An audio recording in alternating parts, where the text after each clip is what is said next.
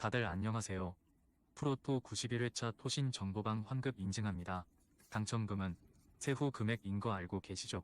다들 아시겠지만 한 경기 취소되어 당첨금이 반토막 났지만 그래도 당첨 모두 축하드리며 오늘 경기도 분석 시작해보겠습니다.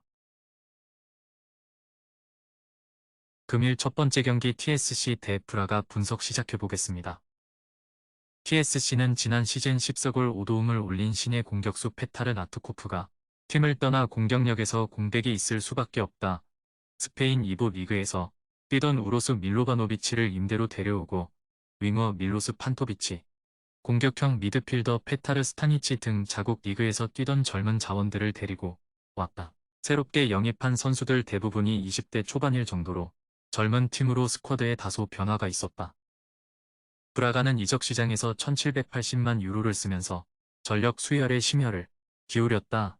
윙어 브루마, 미드필더 호드리고, 살라사르, 빅터 카르발료, 풀백 빅터 고메스 등을 영입하면서 스쿼드 뎁스를 높였다. 모처럼 만에 UCL 예선에 진출했지만 지난 시즌까지 꾸준히 UEL에서 활약한 만큼 유럽 무대에 대한 경험은 굉장히 풍부한 편이다. UCL 자격을 얻은 경우 본선 진출에 실패한 적이 없었을 정도로 예선에서는 꽤 강한 모습이었다.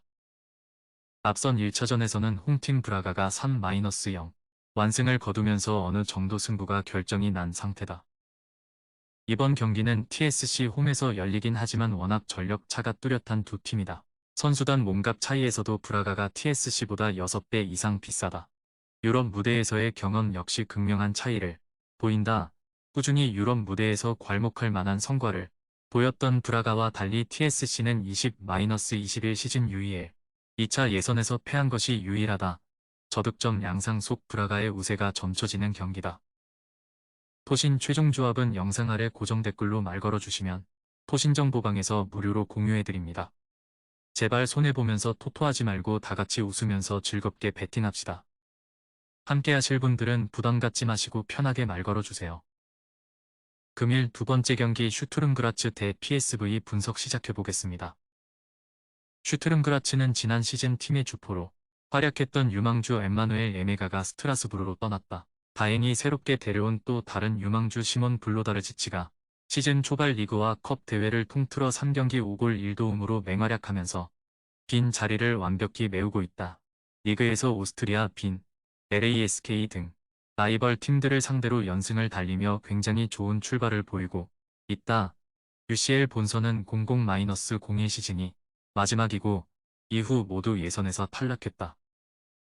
PSV는 에릭, 구티에레스, 사비, 시몬스, 막시밀리아노 로메로, 파비오 실바, 토르강 아자르, 사비오 등이 이적 또는 임대 만료로 이탈했다.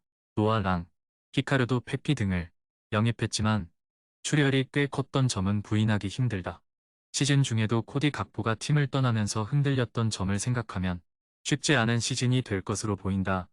그래도 프리시즌 경쟁력 있는 모습을 보였고 슈퍼컵에서도 페에노르트에 1-0으로 이기면서 초반 분위기는 좋은 상태다. 1차전에서는 PSV가 홈 2점을 살려 1-0 승리를 챙겼다. 두 팀은 21-22 시즌 UEL 본선 조별 리그에서도 맞붙었는데 PSV가 홈에서 2-0, 원정에서 4-1 완승을 거두면서 현격한 전력 차를 보여줬다. PSV는 UCL 3차 예선에서 탈락한 기억이 없다. 최근에도 모두 플레이오프까지는 모두 진출하면서 유럽 대회에서의 경쟁력을 보여줘 왔다. 선수단 몸값만 놓고 보더라도 PSV가 슈투른그라츠보다 3배 이상 비싼 가격을 보일 정도로 두 팀 간의 간격은 넓다. 이번 경기 역시 PSV가 전체적으로 경기를 리드할 것으로 예상된다. 저득점 양상 속 무승부가 유력해 보이는 경기다. 토신 최종 조합은 영상 아래 고정 댓글로 말 걸어주시면 토신정보방에서 무료로 공유해드립니다. 제발 손해보면서 토토하지 말고 다같이 웃으면서 즐겁게 베팅합시다. 함께 하실 분들은 부담 갖지 마시고 편하게 말 걸어주세요. 금일 세 번째 경기 세르베트 대 레인저스 분석 시작해보겠습니다. 세르베트는 지난 시즌 스위스 리그 2위로 2000년대 이후 역대 최고 순위를 기록하면서 UCL에 도전할 기회를 얻었다. UCL 예선에 나선 것은 99-00 시즌 이후 무려 24년 만이다. 그 사이 12-13 시즌과 20-21 시즌 UEL 예선에 21-22 시즌의 UECL 예선에 나섰지만 모두 본선행에는 실패했다. 하노버에서 수비형 미드필더 가엘 온드와 아리스에서 레프트백 브래들리 마지쿠, 가시마 앤틀러스에서 케이고 츠네모토 등 즉시 전력감 등을 영입하면서 스쿼드를 보강했다. 레인저스는 공격수 안토니오 콜라기 팀을 떠났고 페에노르트로부터 다닐루를 영입했다. 또한 시리엘 디저스, 샘 레머스 등 이탈리아 무대에서 뛰던 백업 공격수들을 데려와 공격진 뎁스를 두텁게 했다. 이미 개막한 리그에서는 첫 경기서 킬마녹의 0-1 충격패를 당하면서 출발이 좋지는 않았다. 지난 시즌 모처럼 진출한 UCL 본선에서는 죽음의 조에 속하는 바람에 일었다. 할 모습을 보이지 못했다. 앞선 1차전에서는 홈팀 레인저스가 홈 깡패답게 2-1 승리를 챙겼다. 세르베트가 상대적 약세라고 여겨졌던 행크와의 UCL 2차 예선에서 2차례 무승부 끝에 승부차기로 승리를 거두긴 했으나 여기까지가 한계일 가능성이 높다. 일단 두 팀의 차이가 크다. 선수단 몸값만 놓고 보더라도 레인저스가 세르베트의 4배가 넘는다. 유럽 무대에서의 경험 차이도 무시하지 못한다. 다만 레인저스가 원정에서 유독 약했다는 점은 감안해야 한다. 저득점 양상 속 무승부가 유력해 보이는 경기다. 토신 최종 조합은 영상 아래 고정 댓글로 말 걸어주시면 토신정보방에서 무료로 공유해드립니다. 제발 손해보면서 토토하지 말고 다같이 웃으면서 즐겁게 베팅합시다. 함께 하실 분들은 부담 갖지 마시고 편하게 말 걸어주세요. 금일 4번째 경기 마르세유 대 파나티나 분석 시작해보겠습니다.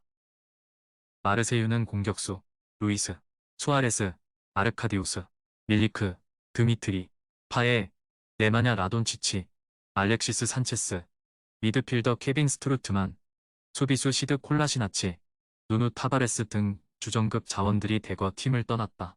대신 1-2만, 은디아에, 이스마일라, 사르, 루슬란 말리노프스키, 미드필더, 제프리 콘도고비아, 수비수 헤난 로디, 골키퍼 루벤 블랑코 등을 영입하면서 선수 구성이 싹 바뀌었다. UCL 예선에서는 탈락한 적이 없을 정도로 강한 모습이었다. 파나티나이코스는 그리스 리그 2위로 시즌을 끝마쳤다. 에스파뇰에서 중앙 미드필더 토니 빌레냐, 삼프도리아에서 공격형 미드필더 필립 주리시치 등 빅리거들을 영입하면서 UCL 본선 진출에 강한 열망을 보인다. 일단 UCL 2차 예선에서 탈락한 것은 98-99 시즌이 마지막일 정도로 예선에서만큼은 좋은 모습을 보여온 파나티나이코스다.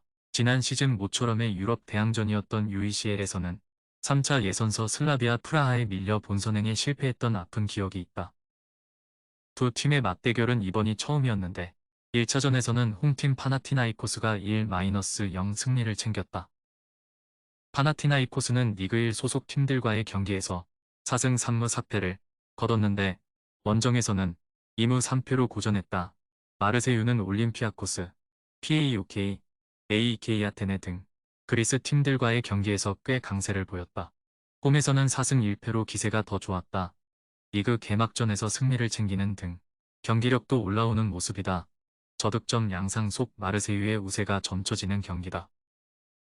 토신 최종 조합은 영상 아래 고정 댓글로 말 걸어주시면 토신정보방에서 무료로 공유해드립니다. 제발 손해보면서 토토하지 말고 다같이 웃으면서 즐겁게 베팅합시다. 함께 하실 분들은 부담 갖지 마시고 편하게 말 걸어주세요.